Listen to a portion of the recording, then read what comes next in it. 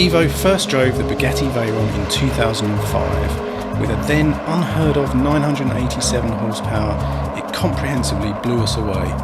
That was then, and this is now. And this is the extraordinary Bugatti Veyron 16.4 Grand Sport Vitesse. And it has an incredible 1183 brake horsepower.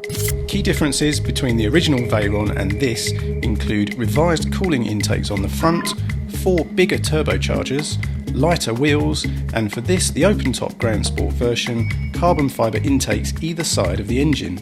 Enough of that. What does 1183 horsepower feel like on the road? It feels like this.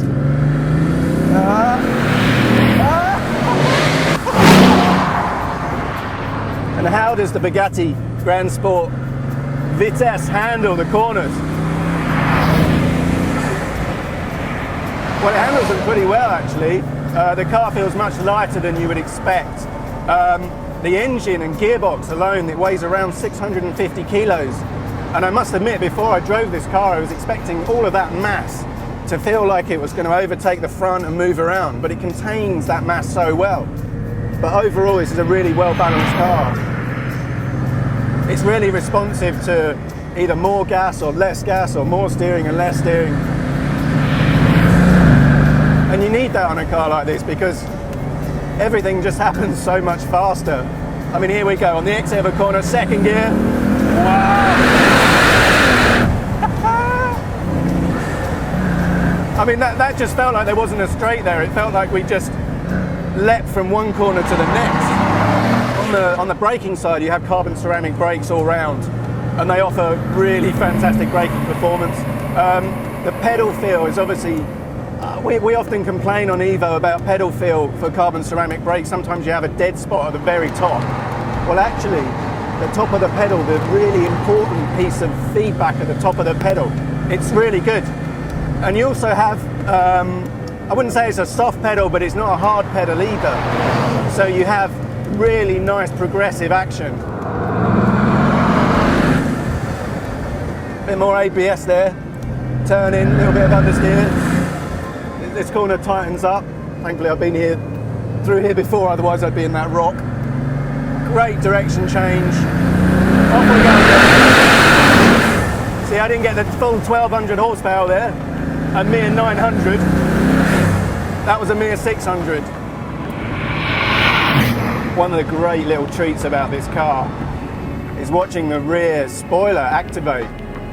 You can press a button into handling mode just down here by the gear shifter, and you can see the thing raise up. Interestingly, it goes so high that you look straight underneath it, so that your rear visibility isn't compromised.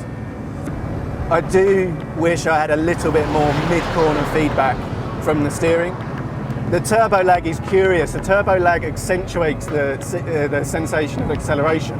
You get this sudden whoosh and the turbo comes in.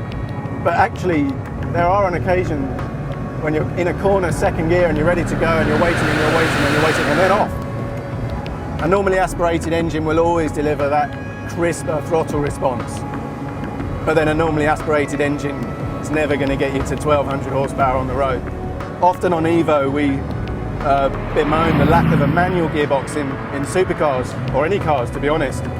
However, with this, do you know what? I'm not sure if I want to be changing gear manually with this amount of performance on offer. So much of your concentration is focused on the road ahead and getting your line right and your braking. I'm quite happy with this dual clutch gearbox and the way it works. Super, super impressive. Well, as good as these Spanish roads are, you're never going to get the chance to give it the full welly. However, yesterday on a private test track, I did this.